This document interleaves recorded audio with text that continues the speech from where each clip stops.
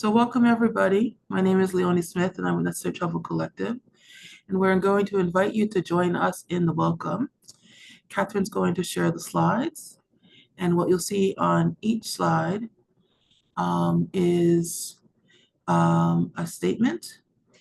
And Catherine and I will go back and forth with reading the statement.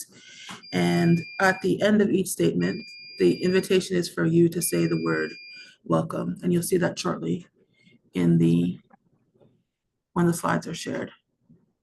Yeah, just something, somebody needs to be, can you do the admitting while I? Yeah, I'm doing that now. Okay, great. Because for some reason my thing jumped all over the place. I'll try sharing screen again.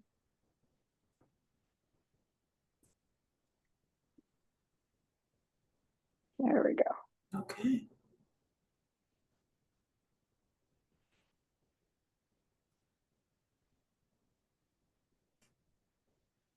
Welcome everyone.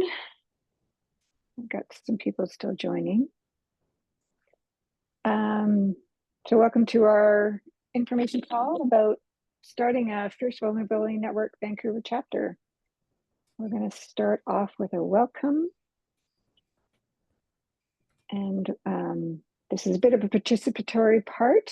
You can just say out loud as we go through these slides. At the end, we say welcome. So I'll read the first one. Should we go back and forth, Leonie? Yes, please do. Okay. So we would like to welcome all beings that inhabit Earth, human or otherwise, the two-legged, the four-legged, winged and finned, those that walk, fly and crawl above the ground and below in air and water. We say welcome. Welcome. We invite you to unmute yourself. Welcome. Welcome. Indigenous people, people of African descent, of Asian descent, of European descent, of Middle Eastern descent, of Pacific Islander descent, in this land and abroad, people of mixed and multiple descents, and all of the languages spoken here, we say, Welcome. Welcome. Welcome. Welcome. Your bodies and bodies of all shapes and sizes, of all abilities and challenges, those living with a chronic medical condition, visible or invisible. We say, welcome. Welcome. Welcome. Welcome. people of all ages, those about to be born, the voices of small children, all elder bodies, all pregnant bodies, all menstruating bodies, your ceremony is honored here. We say, welcome. Welcome. Welcome. Welcome. People who identify as activists and those who don't, mystics, believers, non-believers, speakers of all kinds, those who practice the old ways, all ancient and enduring earth-honoring traditions, witches, pagans, pantheists, atheists, and polytheists. We say, welcome. Welcome. Welcome. Welcome. The gifts of those whose labor allowed us to be here today, our partners, siblings, parents, our neighbors, friends, colleagues, childcare workers, pet sitters, caretakers, and nurturers of all kinds, we say, welcome. Welcome. Welcome. Welcome. Your emotions, joy, fear, grief, contentment, disappointment, surprise, outrage, anger, and all else that flows through you. We say, welcome. Welcome. Welcome. Welcome. Your families, genetic and otherwise, those dear to us who have died, our ancestors and the future ones, we honor you through this work that we are undertaking. We say, welcome. Welcome. Welcome. Welcome.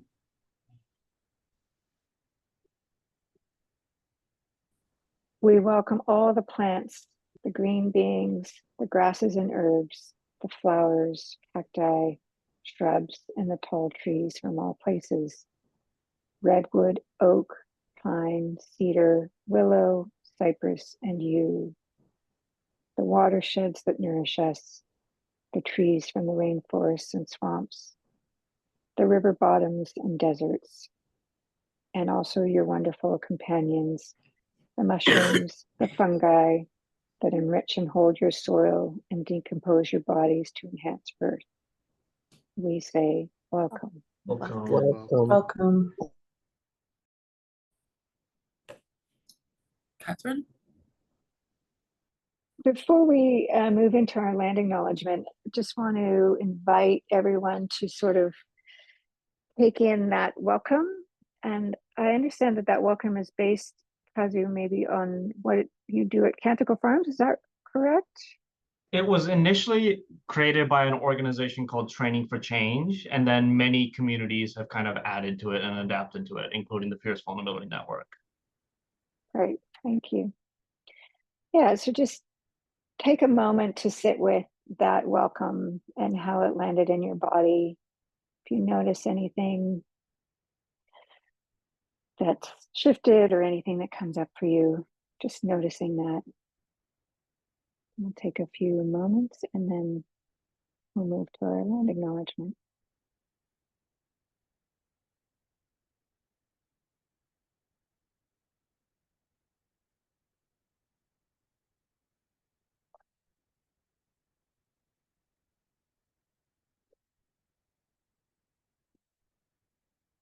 So most of us, but not all of us, are gathered on the unceded territory of the Musqueam, Squamish, and Tsleil-Waututh nations, the Ho'oko'Milam and Squamish speakers, and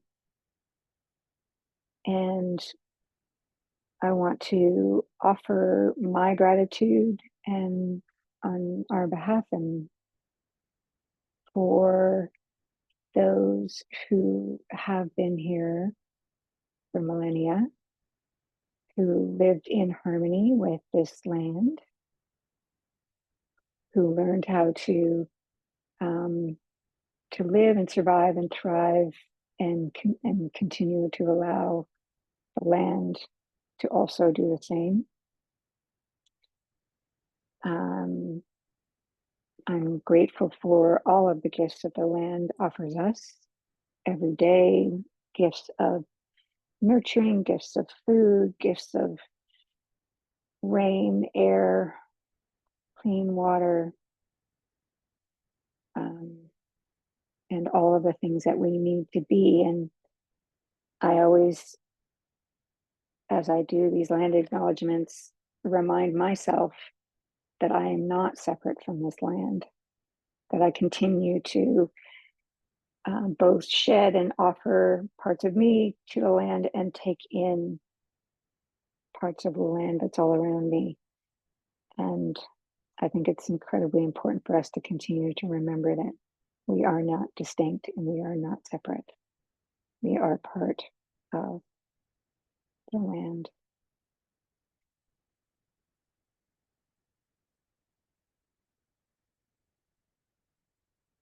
I'm gonna go next, Annie.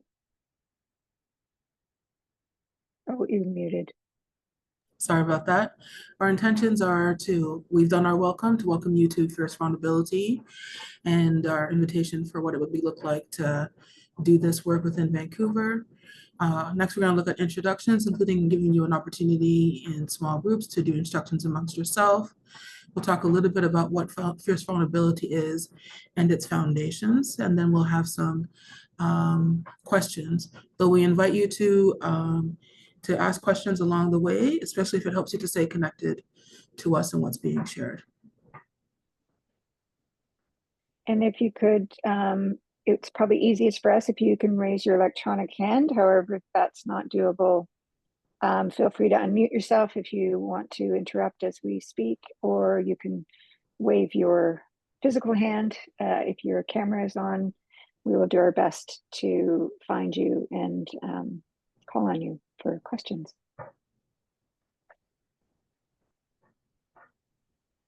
So Necessary Trouble Collective is the nonprofit started by Leonie and I about 3 years ago now. And our mission has been and continues to be to offer people in the kind of social change movement space, people working for climate justice, racial justice, all kind of those forms of ways that we're trying to make the world more just and equitable and kind, and offering trainings and coaching and workshops for developing the kinds of skills that we believe we need in order to be able to be as effective as we can in the work that we're trying to do, and probably most importantly, grow in our capacity to embody the world that we're trying to create. So that is our mission.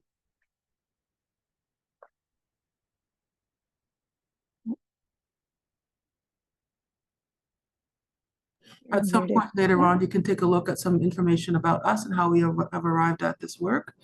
But if you can go down to Kazu's, I'd like to introduce our friend and collaborator, Kazu Haga. He's a trainer and practitioner of nonviolence and restorative justice, and a core member of the Fierce Vulnerability Network, of Ahimsa Collective, a jam facilitator and author of Healing Resistance. And of the his most recent publication is Fierce Vulnerability, Healing from Trauma Emerging Through Collapse. And his work weaves together spiritual practice, trauma healing, and nonviolent action to advance social change and move towards collective liberation. So we welcome Kazu to the call. And I'll stop sharing now, Kazu, so you can start when you want. Thank you so much. Good to be with you all. I see a couple of familiar faces, so good to be back on the call. If you are open to it, we would love to invite you to turn on your screen. If you can't, or if you don't want to, that's totally fine, but it does help feel like we're all in the space together. So if you're able to, we'd love to see your face. What's up, Brendan? It's good to see your face again. Yeah, so my name is Kazu. I use he, him pronouns, and I'm actually not from Vancouver, as most of you know. I'm in Oakland, California, on Lishana Loney land, but am a longtime friend of Leonie and Catherine and the Necessary Trouble Collective. And yeah, wanted to share a little bit about the Fierce Vulnerability Network. I want to start by saying that I am not the founder of the Fierce Vulnerability Network. I am not the leader. There is no like the leader of the Fierce Vulnerability Network. I'll share a little bit of some of the history so you can understand. But yeah, I'm just one of the many spokes of the Fierce Vulnerability Network. Years ago, I was having a conversation with a dear friend of mine, Chris, who is also a nonviolence trainer. And for many years, we were having this conversation about the word nonviolence and how problematic the word nonviolence is, because there are so many misunderstandings about it that with a lot of the communities that we want to work with, the moment we use the word nonviolence, they kind of like tune out. And so we were looking for a new word. And this was a conversation that we had for like a couple of years. And during one of the conversations, Chris brought these words, fierce vulnerability, into our lexicon. It emerged at this action that he was part of in North Carolina. And he came back from that action and he was saying, hey, what about the words fierce vulnerability as like the alternative word for nonviolence? And ultimately, after years of debate, we decided to continue to use the word nonviolence because for us, the word nonviolence ties us to really important lineages that we didn't want to give up. I myself was mentored by many of the elders from the civil rights movement in the United States, many elders who worked very closely with Dr. Martin Luther King. Chris considered himself a student of Gandhi. And so it tied us to these legacies that we didn't want to give up. And so we decided to continue to use the word nonviolence. And at the same time, these words, fierce vulnerability, kind of took hold. And they kept trying to tell us something. And so what are we to do as two trainers but to design a 2-day workshop called Fierce Vulnerability to help us figure out what this thing is? And so we reached out to two friends of ours, Anutra and Sierra, and designed this 2-day workshop called Fierce Vulnerability. And we put out the invitation to the internet and social media, and we had to close down registration within 24 hours because the applications had already been booked. And so we decided to do another one a couple of weeks later, and immediately that one got booked. And we did another one and did another one, and it just kind of snowballed from there. And at one point, the Fellowship of Reconciliation, which is the oldest nonviolent organization potentially in the world, certainly in the United States, reached out to us and said, hey, we do this annual conference right outside of Seattle every year that we've been running for over 60 years. We want to turn the entire conference over to you and have you turn it into a fierce vulnerability workshop for 250 people. And so we reached out to our network of friends around the United States and trained a group of 20 people to help hold space as trainers in fierce vulnerability, and had this incredible time. And when we reached out to those friends, initially we reached out largely to friends that were part of an emerging network that was then called the Yet to Be Named Network. Because we felt like folks in the Yet to Be Named network were really trying to do things similar to what we were exploring in Fierce Vulnerability. And so the folks at, we were calling it YTBN, the Yet to Be Named network, the folks at YTBN became trainers in Fierce Vulnerability, and they were really, really into it. And they were like, the Fierce Vulnerability workshop is doing everything that YTBN is trying to do. And so the members of the Yet to Be Named network decided to take the Fierce Vulnerability workshop and make it the first step in the onboarding process to the network. So anybody who wanted to be part of the network had to go through a 2-day Fierce Vulnerability workshop, even just to consider becoming part of the network. Ultimately, the members of the network decided, had a whole voting process and decided to call the network the Fierce Vulnerability Network. And so the Yet to Be Named network became the Fierce Vulnerability Network. And I was really opposed to that name change because at that point, I was almost already done writing my book, Fierce Vulnerability. And I didn't want my name associated with it in a way that would make people feel like the network is my network. Right? It is not my network. I am not the founder. I'm one of the many spokes, right?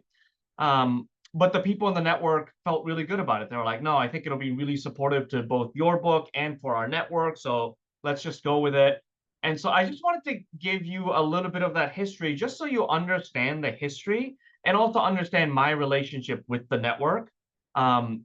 There is me and the Fierce Vulnerability book that I wrote.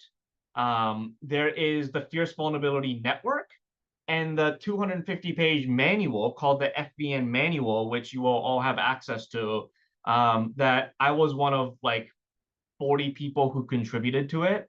And we're very like intermingled, right? But we are two separate entities.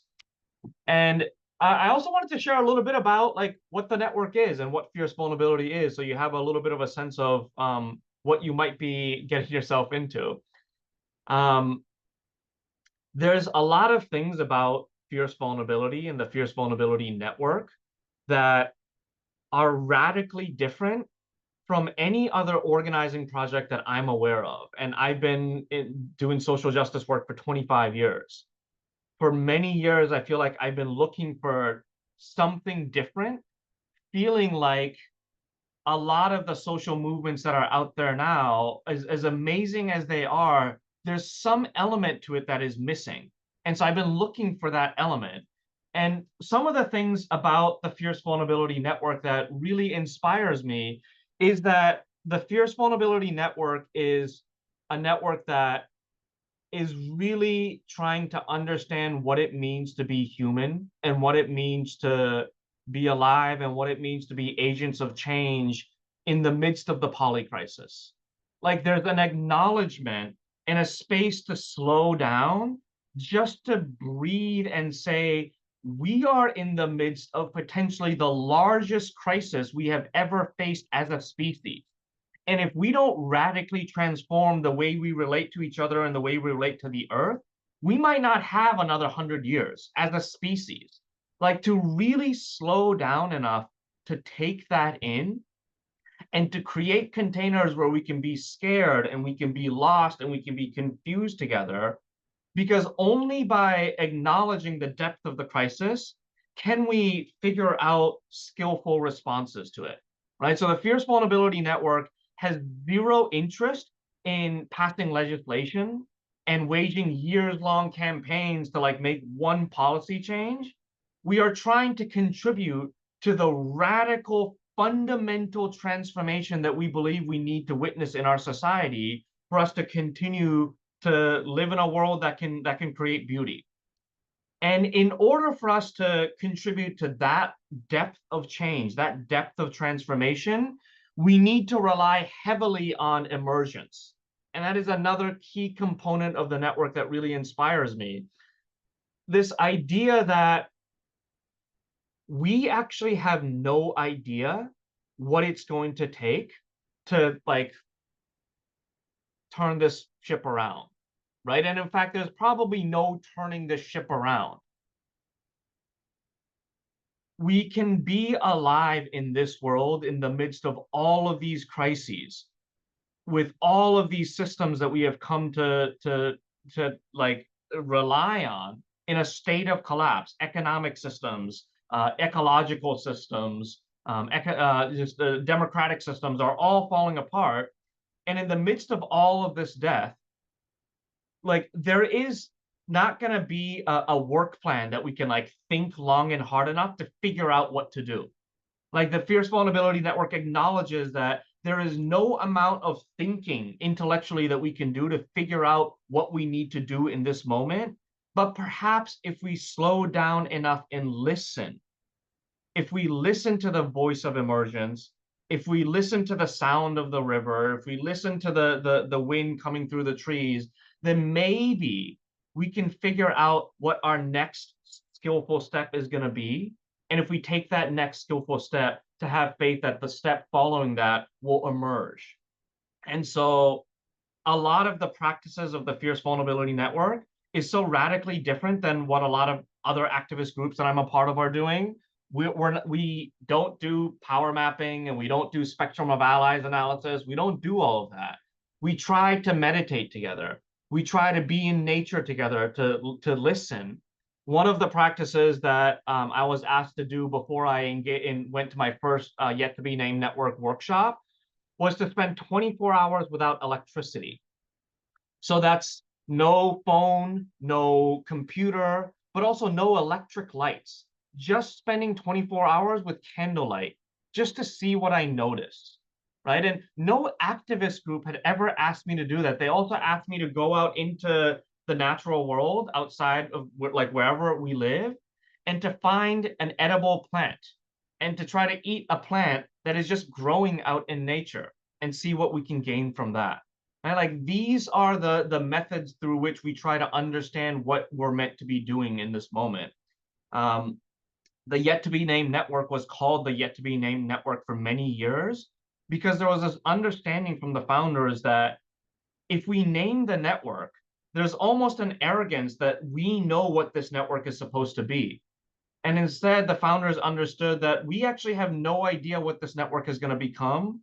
So we don't even want to name it. We just want to like be with it, to let it out into the world and to follow its voice and to let it tell us what it wants to be, right? And so the Yet to Be Named Network, now the Fierce Vulnerability Network, has made the explicit decision after weeks and weeks of debate to not have a mission statement and to not have a vision statement, to acknowledge that we actually don't know like what our work is going to be, right? But we're going to still try to do something together anyways. The Fierce Vulnerability Network is never going to be a nonprofit. It is supportive to have nonprofit organizations like the Necessary Trouble Collective to anchor the Yet to Be Named Network or the Fierce Vulnerability Network, because there are like things that need to happen. But the network itself has zero interest in ever becoming a nonprofit organization, ever having a budget, ever doing major fundraising. We will never use social media. We just want to radically do things differently, basically go against every like best practice of what a nonprofit organization is supposed to be, because at least living in Oakland, I can tell you that the problem with Oakland is not a lack of nonprofit organizations. Right? Oakland has so many nonprofit organizations doing amazing work, and yet somehow it feels like things continue to fall apart. So we just have to do things differently. And I want to share just a couple of slides, and then we'll open it up for some discussion. Just to share one little element of what we mean when we talk about fierce vulnerability. Fierce vulnerability, like nonviolence, is a whole worldview that everyone who is involved in fierce vulnerability will probably tell you a little bit differently what it is. But this is just some of my understanding of what it is.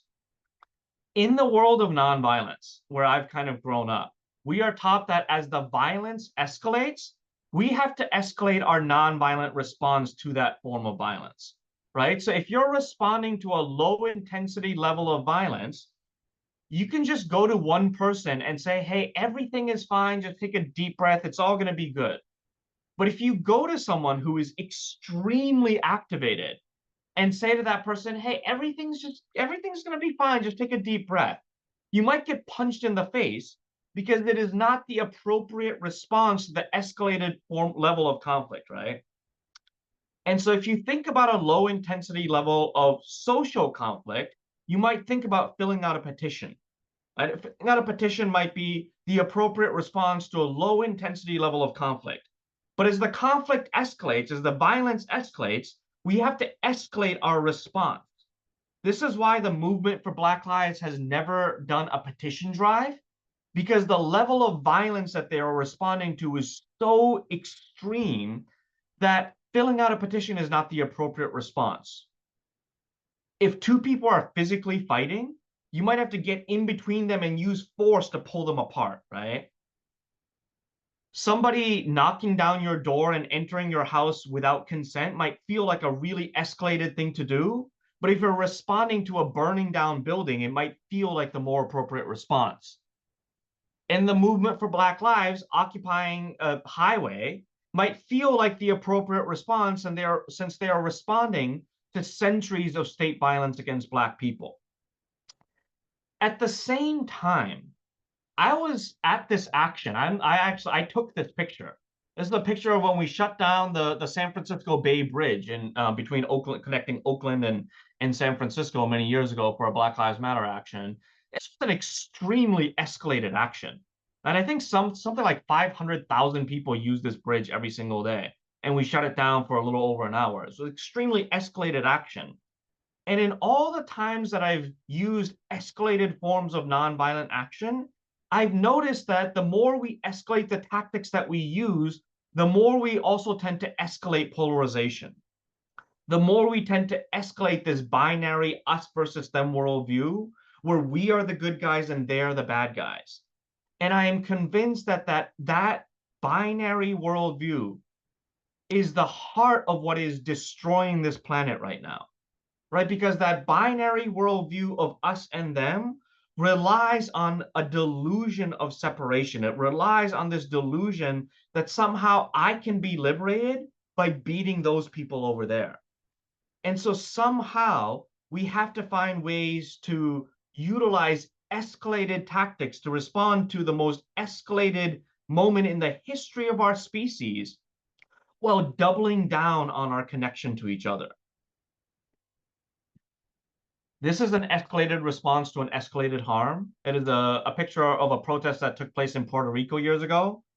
I want all of you to look at this image and to imagine yourself as one of these protesters. Many of you have probably been to protests like this, where there's a lot of screaming and yelling and chanting and threats of tear gas and violence from the police. And if you imagine yourself in this situation and to turn inward and notice what happens in your body when you imagine yourself here. I know that for myself, what happens in my body every time I'm at a demonstration like this is my heart rate increases, my muscles tighten. I notice things happening to my body that are signs that I'm entering a state of panic and I'm entering a place in my body physiologically where the part of my brain that is capable of practicing nonviolence gets thrown out the window. The part of my brain that can remember that those police officers on the other side, even as they are engaging in forms of state violence, actually belong to us and we belong to them, right? If we look for an image that might be analogous to that image at the interpersonal level, it might look like a boss arguing with his employee, like where it is obvious that the sides are drawn, it is obvious that there is no room for dialogue. Now, I want to make it very clear that I'm not saying that this image is bad. I'm not saying these protesters are doing it wrong. In fact, I'm part of an immigrant defense network in my neighborhood now in the United States, where if like undocumented people get kidnapped from the streets of my neighborhood, I might be one of those people trying to protect my neighbors. So I'm not saying that this image is bad, but I also know that when my heart rate increases, when my muscles tighten, that is not a place where healing is possible. Like healing in your body happens when we are able to relax and when we are able to calm and ground ourselves. And so much of the work of fierce vulnerability is asking ourselves, in the midst of the most escalated forms of violence in the history of our species, how can we bring more healing to the world? This image is a famous image of a woman named Aisha Evans, a young nurse from Pennsylvania who attended a Black Lives Matter protest after the police killing of Alton Sterling in Baton Rouge, Louisiana, several years ago. And I look at this image, which is also an escalated response to an escalated harm. She is also engaged in an act of civil disobedience, standing in the middle of a roadway, refusing to leave, risking arrest. And yet, when I imagine myself in this image, when I imagine myself as Aisha Evans, and I check in with my body and I notice what's happening, I notice something different happening in my body, right? I notice a loosening. I notice an opening. There's an interview that Aisha did after this image went viral, and the interviewer asked her, "Hey, what was going on in your mind when this picture was taken?" And she said, "I was filled with curiosity. I was curious about what was going on in the minds of the police officers. I was wondering how they could do this and sleep at night." And I know from my understanding of brain science that curiosity is a part of your brain that gets shut down when we are in panic, right? So somehow, even as these riot police officers were running towards her, she was able to be grounded enough to be connected to the part of our brain that is capable of curiosity and that is capable of healing. And again, if we look for an image that might be analogous to this image at the interpersonal level, it might look like a restorative justice dialogue between the man on the left, Donald Lacey, who is an activist in Oakland, and the man on the right, Christopher Smith, who is serving a life sentence for having murdered Donald's daughter. And these two came together in a restorative dialogue because they were both ready to move towards healing, right? This is also an escalated response to an escalated harm that takes years and years of preparation, of healing and of mourning and of grieving, so that they can arrive at this table ready for dialogue and ready for healing. And so one of the million-dollar questions in fierce vulnerability is how we escalate our tactics and utilize tactics that may shut down highways and shut down detention centers and shut down oil pipelines, but do so in a way that actually opens up opportunities for relationship and healing. Like so many of our activist movements that I've been a part of move with this culture of we are here to shut things down. But what fierce vulnerability is asking is, in addition to just shutting things down, what does it mean for us to move with a spirit of we're actually here to open things up?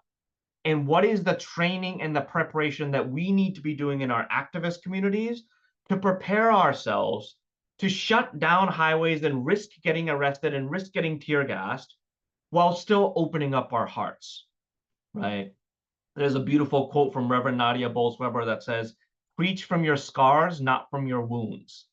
Like, what is the healing work that we need to be doing in our own activist communities so that we can build scars over our wide open wounds, so that we can lead with our wounds, we can lead with our heartbreak, and go out into the world saying, we are here because our hearts are breaking. Rather than saying, we are here because you're wrong and we demand this piece of legislation, to go out to the world with vulnerability as our weapon, as our tool, as our messaging, saying we are here because we are scared and we don't know what to do, and still somehow keep ourselves protected, right? So what is the training that we need to do to show up in this way? That is one of the main questions that we are asking in Fierce Vulnerability, and one of the main things that we are practicing together in the Fierce Vulnerability Network. There are examples of movements that have used fierce vulnerability in the past that maybe didn't call it that. In the United States, several years ago, I got to spend some time at Standing Rock, which was an indigenous-led movement to stop the construction of an oil pipeline. At the time, it was, to this day, the largest gathering of indigenous peoples in the history of humanity. Every time we went to a direct action, the elders would have ceremony for us. And the elders would have a fire for us, and they would remind us, when you go into town to engage in those actions, remember that you're attending a ceremony. Like, that's what you're doing. You're not going to a direct action. You're not going to a protest. You're going to a ceremony.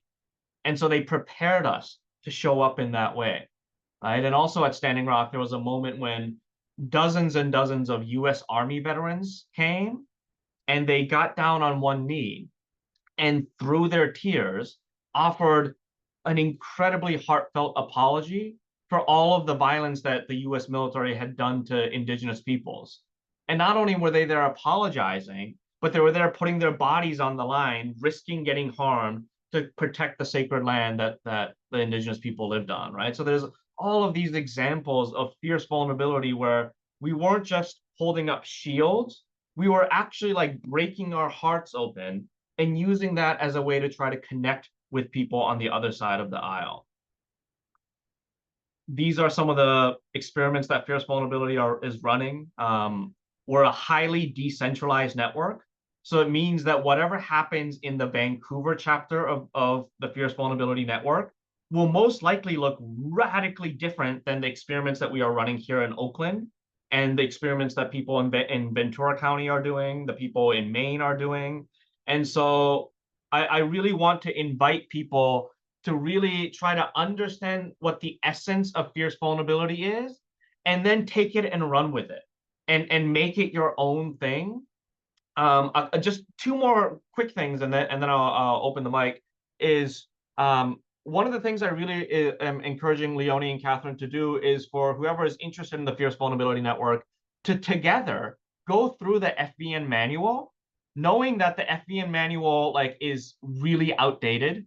I was opposed to the publication of the manual because it was an emergent living document. I knew the moment it got published, it'd be outdated. But again, the network isn't my network. I was outvoted. So there's this beautiful publication called the FVN manual that's like 250 pages of things that members of the network should be doing. In reality, members of the network probably do 20% of what's in that book, but it's still a really good foundation from which you can figure out what your own FVN experiments are going to be. And also, you'll hear more about this, but starting in March of next year, we're going to be doing a 3-month virtual Fierce Vulnerability Intensive that will be a soft launch, a relaunch of the Fierce Vulnerability Network around North America. And so, I really want you all to try to, just run your own experiments and build momentum for this 3-month experience that will connect you with other people from all over North America that are wanting to experiment with fierce vulnerability and experiment with figuring out how to respond to the crises of our times in a way that feels aligned with our deepest held values. And so that was a lot. So I just want to pause and turn the mic over to Leonie and Catherine, and maybe open it up for questions that Leonie and Catherine and I can respond to as well. Thank you so much, Kazu. So the So my own like story with the Fierce Vulnerability Network is that I think I attended the second training, the second or third training, back in I don't know, 2018 or 2019, and I happened to be in Oakland at the time. And when Catherine and I came together to start Necessary Trouble Collective, it was one of the things that I was most interested in bringing, establishing this invitation. And so we're doing that jointly as Necessary Trouble Collective. As Kazu has indicated, this isn't an invitation into an existing program. What we're inviting is for people who this resonates with, who are looking, Vancouver has a deep history of activism and movement spaces, but people who resonate with and have a curiosity about different ways of approaching doing this work, one that allows and centers not only the focus of the movement, but also the relationships within and the relationships across, to join us in the grappling with what that might look like in Vancouver, to join us with we're coming to you with a question that also acts as a mirror and asking for you all to help to shape what is. I'll pause there to see if there's anything that Catherine wants to add before we open things up to questions. Yeah, I don't think there's much to add. And Kazu, I'm really grateful for you to share all of that framing and kind of that history and the context and experiences that you've participated in. And, this emphasis on emergence and emphasis on, really, one of the things that I've struggled with, I've been an activist in predominantly through climate, in the area of climate change, climate justice, but also in other realms as well. And I always find myself uncomfortable when when it clearly, whatever is happening shifts into this us and them and kind of like the right and wrong. And I struggle with that. And it's a little bit heartbreaking in a way.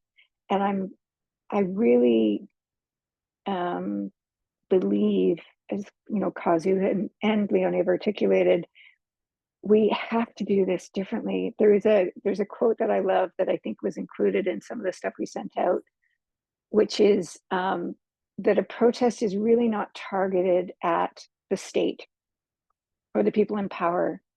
The idea is that you want to bring along the bystanders, you want to bring along the people around you who probably agree with what you're trying to do and agree with the values that you hold.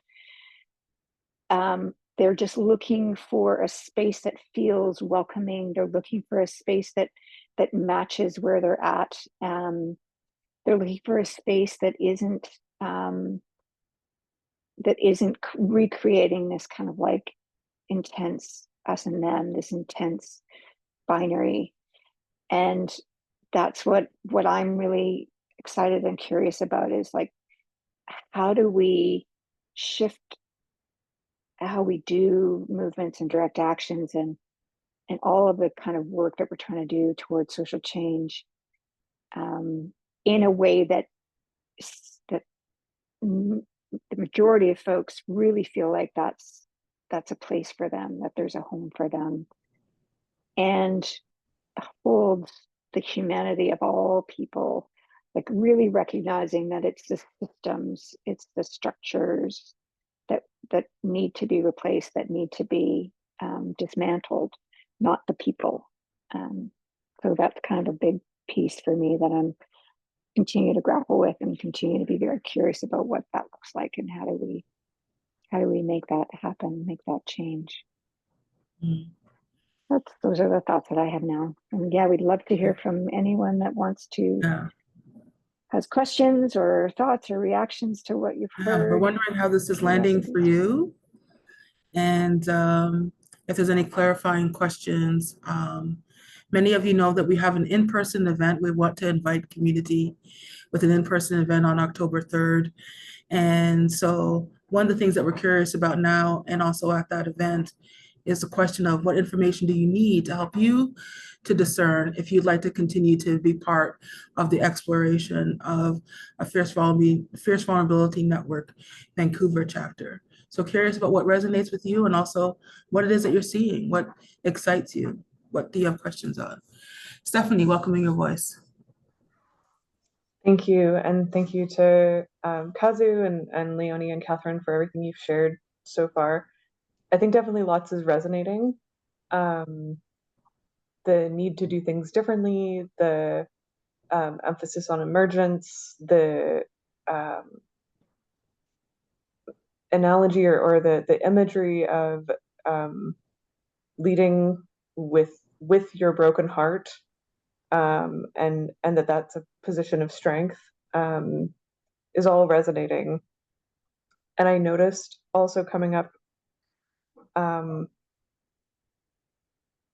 this idea of like thinking about going to the in-person event and how would I know if this was a group that I wanted to like be a part of, or if these folks like resonated with me, and that I don't know how I know that if I'm trying to practice the non us versus them things. Like I would be kind of looking to see like, are there people who look who dress or who signal that they're part of groups that I'm part of, or maybe who wear shirts that say like insight or something on them, and I know that they're like a harm reduction activist, or like I don't know, all these things, right, that are actually indicative of like what we're trying to do differently. And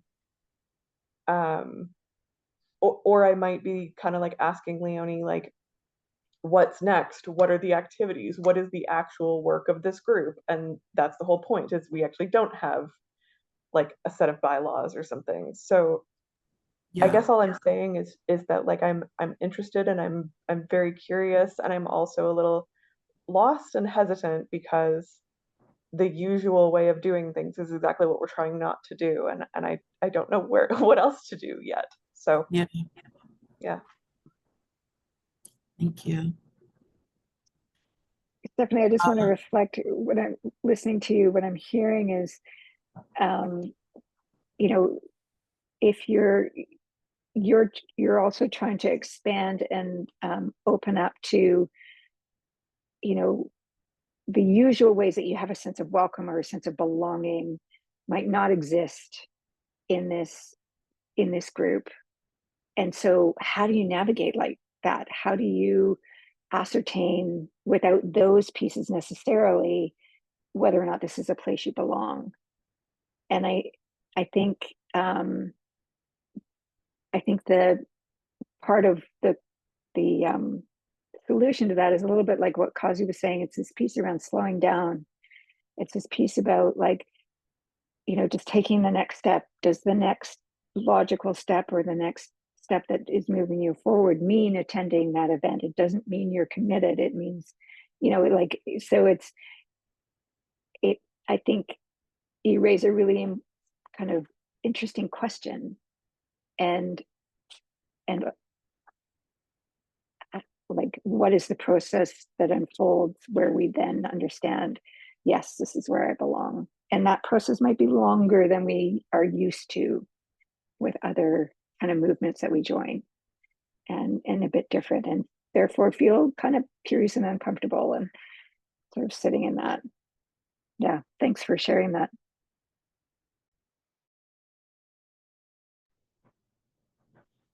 Carly, welcoming your voice. And then we'll go to you, Brad.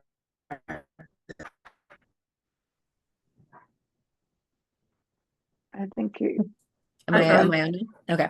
Sorry, I know it's kind of dark. I'm kind of sick today, so I couldn't stand the lights. But I think what's really resonating with me about what you're all talking about is that I feel like I'm constantly finding, like, looking for new projects, and like, I got looped into this one where we were doing like petition signing and this something else, and it just feels like we're constantly knocking on the doors of government and asking them to change, and how ineffective that is, and also how disempowering it is to feel constantly that we are failing.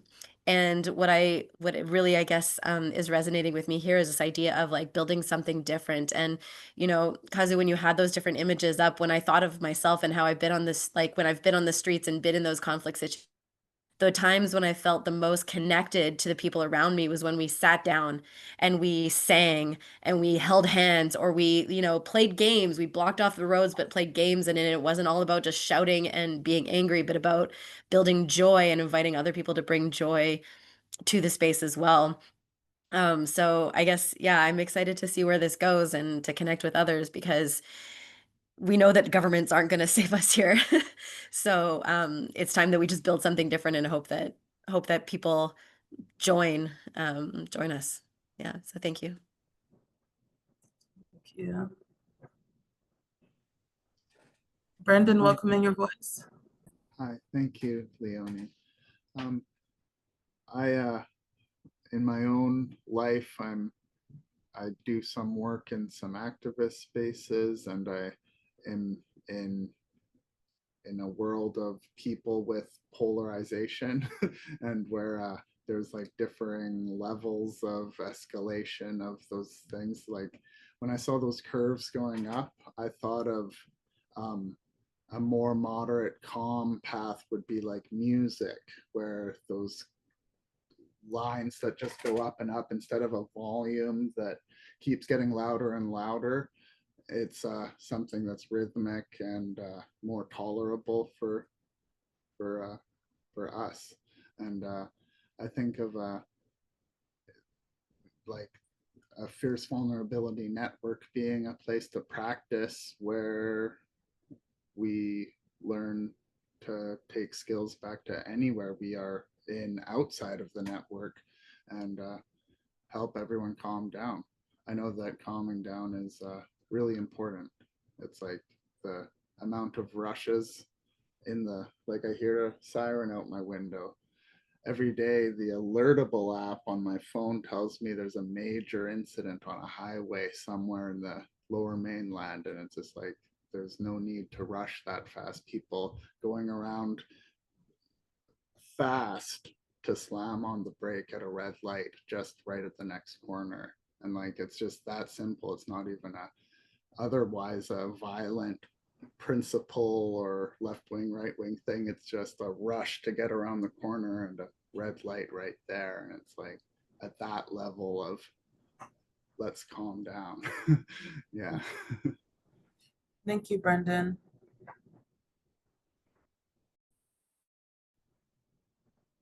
Yeah, so again, we continue to want to welcome others to share how this is resonating with you. If you have a sense of, yeah, what your needs are, what needs you're seeing. Artie, welcoming your voice. Hi. Hello. Thank you so much. I'm Arthi. I'm very excited, just like hopping on a call where there's immediately like an incantation is always a good sign. So I am a Dharma teacher, so I teach Buddhism, and I'm a radical Dharma teacher, and I have been doing queer and trans Sangha here and Cutie BIPOC Sangha here for, I guess, 3 years now, and then also do offerings on yeah, working with the political divide. So I actually come at this not well, I mean, I had an activist background in my 20s and then rapidly burnt out, like many hypersensitive folks. I was doing a lot of work around transformative justice in my 20s and my 30s. And then I got tired and very disabled from the work. And now I offer Dharma, which is a different way of doing it. So, yeah, it's been really lovely and really lonely to be offering that work here.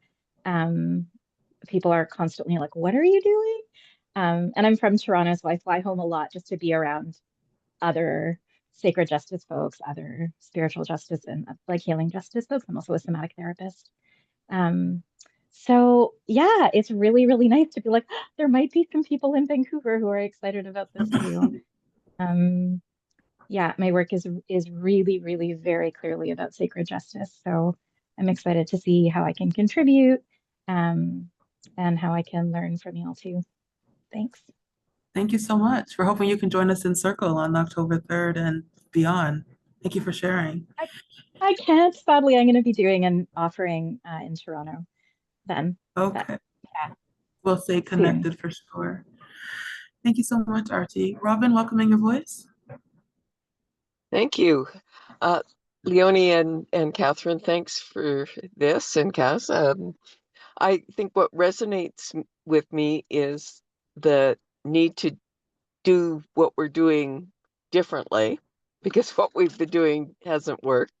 I also like really avoiding that binary of making an us and them.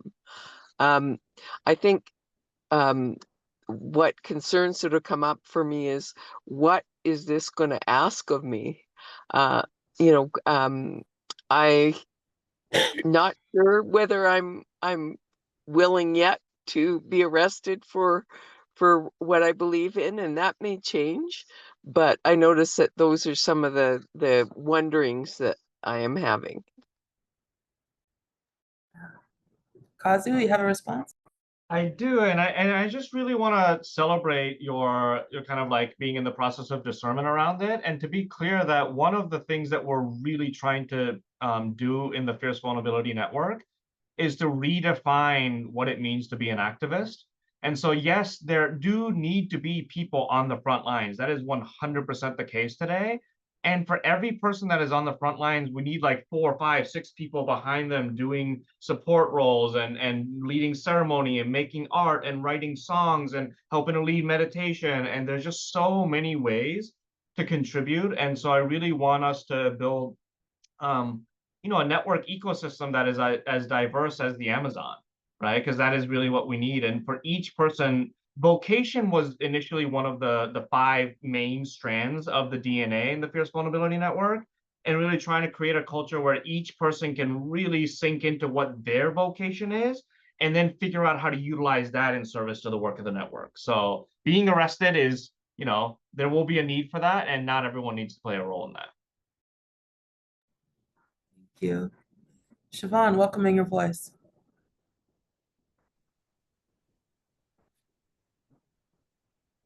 Hey, just listening in quietly.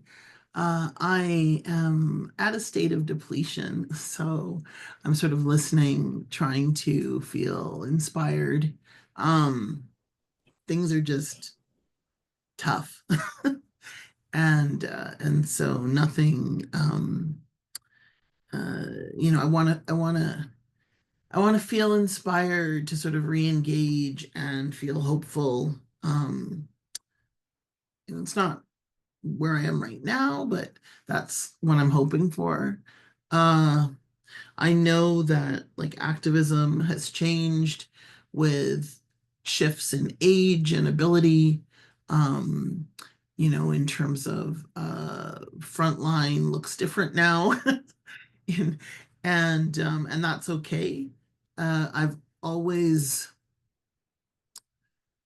kind of put myself out there in ways that perhaps I may have underestimated the danger earlier on, but I don't know.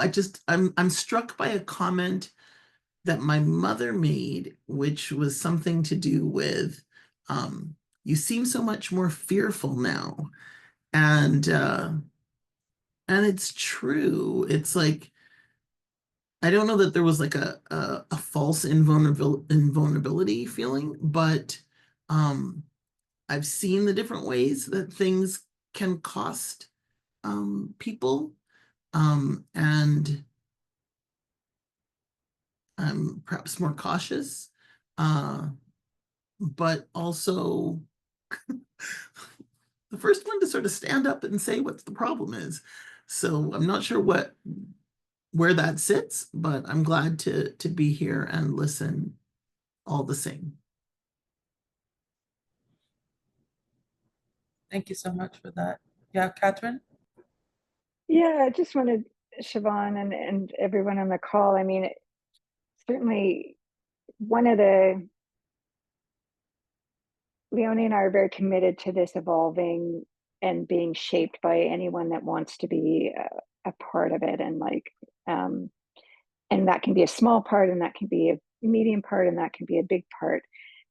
But I think, again, kind of, Kazu, maybe you can help, I don't know how this weaves into your experience with the Fierce Vulnerability Network, but for me, it's so vital that the role that we play in activism, in an organization, in a movement, is one that, for the most part, feeds us.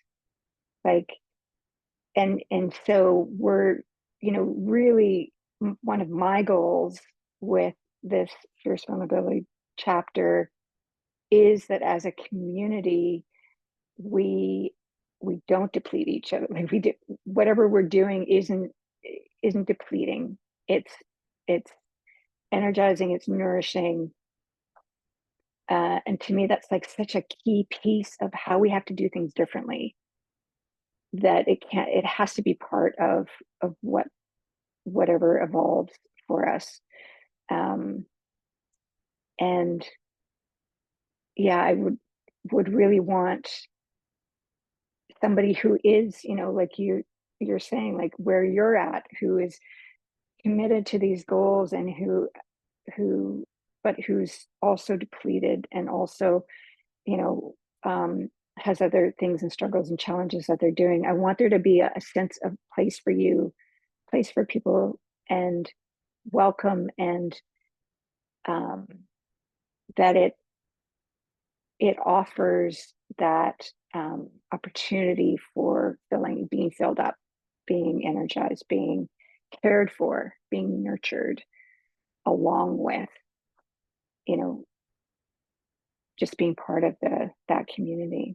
So that's just kind of what came up for me when I was hearing you speak.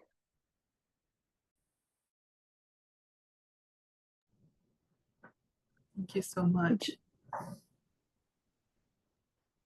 I unfortunately have to go. I should have mentioned this at the beginning, but I have to go at 8:30. So I do need to go. But yeah, I really appreciate you all being on the call. And Catherine, I think what you just said is really beautiful. And I think part of my vision for the network too is like, Siobhan, you are so not alone. And like, we live in this world, and some of us, based on our identities, live in a world in a really different way that is so depleting. And not only do we need to be doing our work in a way that, but I think we really want to build a network where we can actually be broken together. And that sense of depletion, like a place to genuinely welcome that, and to witness it, and to grieve it, and to rage and do whatever you need to do to like really feel seen and honored in that, right? And so I really do have a lot of faith and hope that, together we can create that space where we can be broken together, so that we can figure out how to build from that. So I want to thank you all, and really hope this is certainly not going to be our last time, even though I'm not in Vancouver. Definitely with you all in spirit, and I'm sure I'll see you all again soon. So have a good night. Thank you so much, Kazu. Thank you. Thank you for being here, So we'll Kazu. Take continue as we care. say goodbye to Kazu. You will. Open to hearing any more responses in terms of resonance, or even answers to the question of what would support you, or what it is that you're seeing when you're in community or in movement spaces or other spaces or in spaces with others, that you think the messaging, the framing of fierce vulnerability could support, so that we can move towards sense making together with this. And then we'll move to our closing.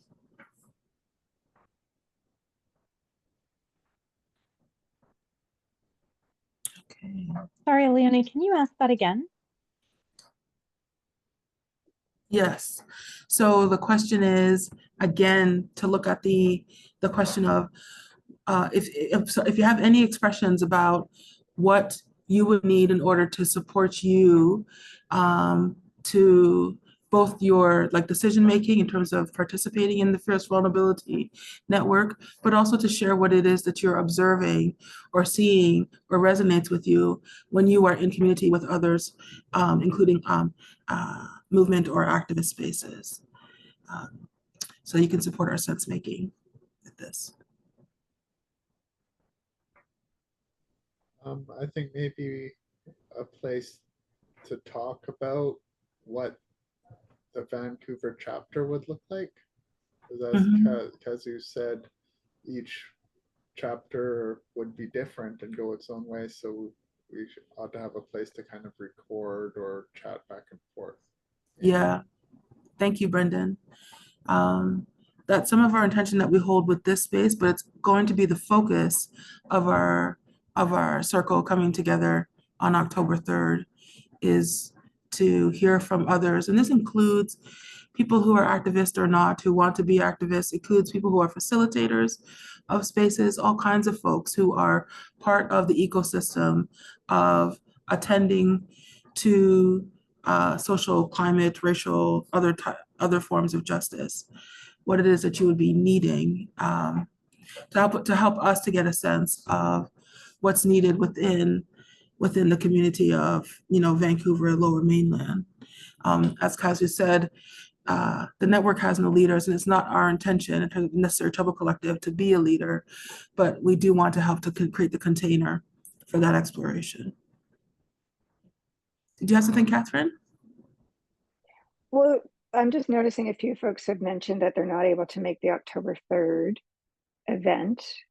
And so I'm actually going to suggest that for folks who this really resonated with you, so Carly had mentioned that, and maybe you too, RT, and we'd love to hear from you around availability and creating an opportunity for an in-person. Maybe it needs to be a month out or so, so that folks that are here that really want to participate but can't attend that one, that we could schedule another one, and bring together anybody who shows up on the 3rd who has a strong interest, along with folks that are here that have a really strong interest, and just give another opportunity for people to come together and have that in-person conversation experience. So probably the best thing to do would be for folks for whom that's true, that you can't come to the October 3rd, please email, I'll put the email in the chat, just our info at Necessary Trouble Collective email. And then we'll make sure that we've got a list of folks that are keen, and we'll put out, some sort of whatever those when to meet or doodle polls or whatever the things are to create another opportunity. Yeah. And we also invite the co-holding of that kind of thing as well. So if people have other ideas of how to support forming this community or responding to needs such as not available for October 3rd, let's look at something else, that we also invite that as well. Because as we said, there's no leaders here. And so it's a collective co-holding that will ultimately determine whether or not a Fierce Vulnerability Network will be established locally. So please don't feel like you need to wait for us. We welcome your voice at all times. So I think now what we'll do is we'll move into closing and just to share. So obviously we have October 3rd. It's been shared with you in the chat, and we'll send it out in a post message, how to register for that event. And we'll also share with you a recording of this event, and how to stay in touch with us as we look at this question around the Fierce Vulnerability Network in Vancouver. I also want to put a plug in for the October 3rd event and probably the subsequent event. We have several copies of Kazu's book, Fierce Vulnerability, that will door prize. And so So just kind of a little teaser there. To fill you in. It's an excellent book. It- We want to. I'm sure you could. I'm sorry, can I Archie, did ask you have for something? information? Yeah. Yeah, I just wanted to know more about the October 3rd event. Is it kind of a meeting where folks are gathering to talk, or is it, yeah, just curious what it is. Mhm. It's not a meeting in the sense that it has like an agenda. It's a place where we're inviting sense making. There'll be a light meal served. We'll probably sit in circle and to hear from people um, what they imagine it would take to build a network. Also to hear from people their own sense of willingness to contribute to the development of a fierce vulnerability network. But we hold it as a community gathering as opposed to this being more of an information session where we're pushing information out.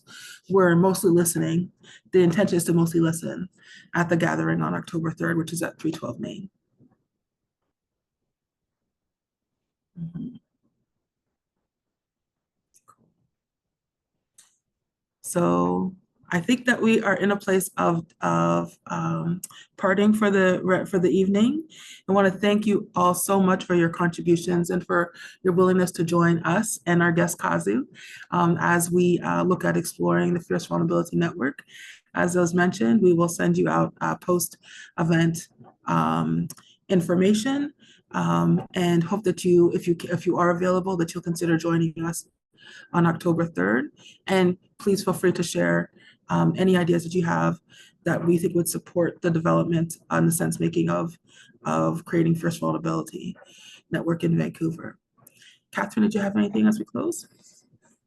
Yeah, I also just want to really encourage folks to invite somebody that they know. You know, if there's somebody you know who you think might find this meaningful, might resonate with them, please, you know, invite them, connect them with us. We're really, we want it to be as open and expansive as possible for anyone that for whom this feels meaningful and resonant to join us. And yeah, and just reiterating that Leonie and I don't intend to be the leaders. This is not a leader situation. This is very much a co-creative, emergent, natural emergence of leadership in creating this, hopefully. Mm-hmm. Looks like Siobhan. Siobhan, you have something? Yeah, welcoming your voice. Just wondering, that's a Friday. So what was the time, intended gathering time? 6 p.m. to 9 p.m. Yeah, and there'll be dinner probably around 6:30 or so, like food. And yeah, it's as Leonie said, it's more of a gathering. It's not really a meeting. Sitting in circle, probably a bit of ceremony, or and then listening and connecting and getting to know each other. Okay, all right. Yeah. I may be able to. Yay. Well, that'd be wonderful. Mm-hmm. Mm-hmm. All right, everybody. Thank you so much for coming, and we wish you all a good rest of your evening. Be well. Yeah. Thank you for being here. Lovely to meet all of you and see friends again. Lovely.